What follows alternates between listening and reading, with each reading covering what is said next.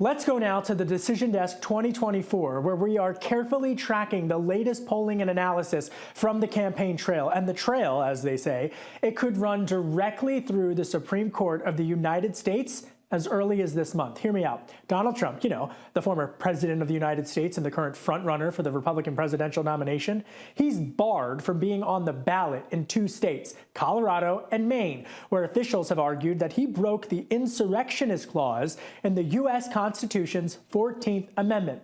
Now, Trump is set to appeal the decisions, and I spoke with a source close to Trump's legal team just before coming on air today, and they are ready for a battle for one of the most consequential political election rulings since the 2000 Bush v. Gore decision. Remember the hanging chads? The source I spoke with said that SCOTUS will likely have to rule on Colorado first, and there's three things to know. First, a SCOTUS announcement that they're taking up the case would freeze all of the efforts of states working on similar cases moving forward. So the second SCOTUS says that they're going to take up this case, everything else as it relates to the insurrectionist clause is put on pause. Second, the general thinking in Trump world is that the Supreme Court must rule before around early February because Colorado is set to hold their primary on Super Tuesday. Super Tuesday is March 5th. So what that means is that Colorado election officials have to begin printing ballots several weeks before. You have to remember, it takes weeks and weeks to print out ballots and to organize a primary election. So the Supreme Court wants to have their ruling before that takes place. Lastly, despite what you may have heard or read elsewhere, based on my own reporting, Trump world is not nervous whatsoever that DJT will be kept off the ballot in any states.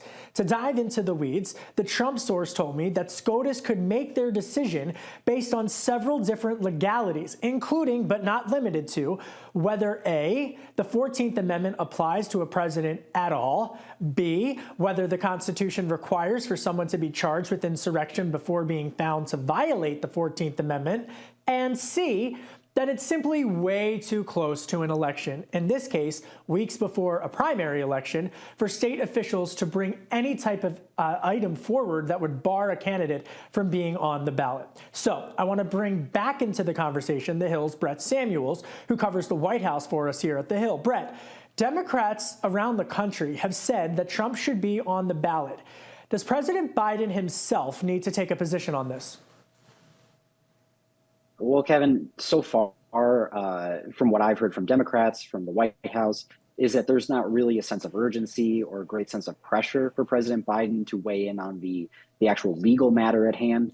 And part of that is because when we last heard the president weigh in on this before the holiday, he essentially said, that he didn't want to weigh in on the court case, that the Supreme Court would handle this on appeal, but that Biden said that he believes Trump is an insurrectionist and that is self-evident. So I think part of the reason folks don't think there's this great sense of urgency for Biden to weigh in on the case itself is because his thoughts on the matter at the crux of this, of whether Trump, is an insurrectionist, Biden's made that pretty clear himself.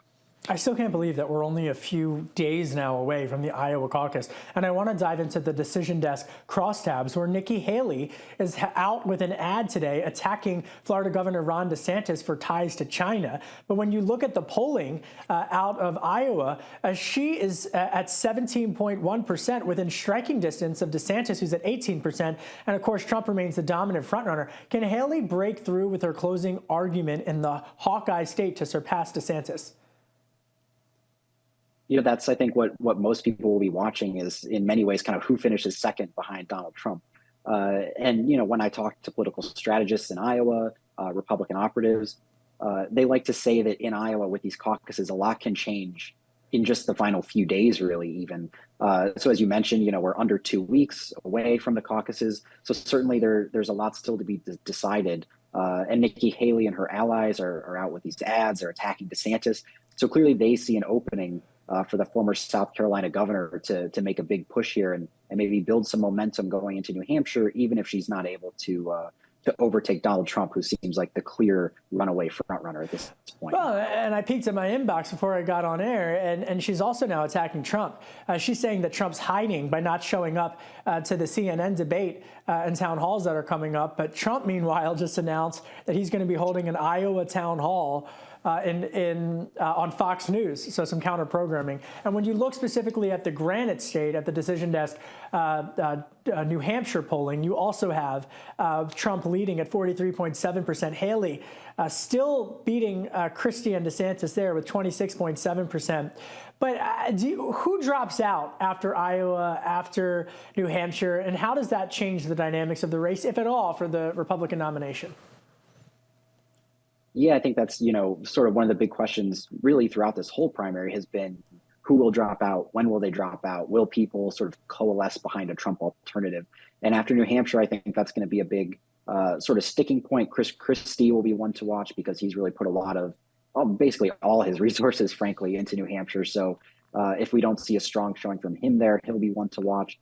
And Ron DeSantis will be, I think, the big one to watch, where if he finishes behind Nikki Haley in both Iowa and New Hampshire, there will be, I think, a lot of pressure on him to drop out. But the question then is, do DeSantis backers go and support Haley, or do a good chunk of them just go back to Trump and say that, he's the closest thing to DeSantis, we'll just go back to the former president?